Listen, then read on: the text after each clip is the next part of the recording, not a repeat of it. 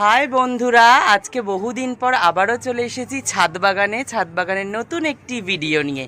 তোমাদেরকে আজকে শেয়ার করব আমাদের ছাদ বাগানের শাকের ভিডিও।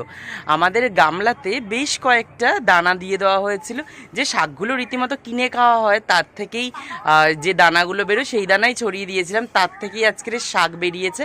আর সেই শাকগুলোই আজকে তোলা হবে। আমার মাসিকে দেখতেই পাচ্ছ, আমার মাসি শাকগুলো তুলছে।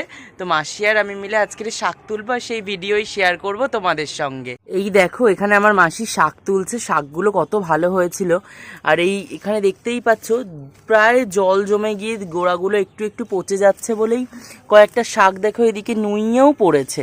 তাই জন্য ভাবলাম আজকে শাকগুলো তুলে নেওয়া যাক। শাকগুলো তুলে নিয়ে এলে অন্তত পক্ষে একবার খাওয়া হয়ে যাবে, আবার নতুন করে গজাবে। আর যদি পচে যায় বাই চান্স, সেই রিস্কটা কিন্তু আর নিতে পারলাম না।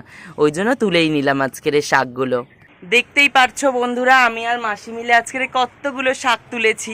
তোমাদের কেমন লাগলো আমাদের এই হারভেস্টিংয়ের ভিডিওটা, সেটা কিন্তু কমেন্ট সেকশনে জানাতে ভুলো না। আর ভালো লাগলে লাইক কমেন্ট শেয়ার করতে কিন্তু ভুলো না। প্রত্যেককে টাটা।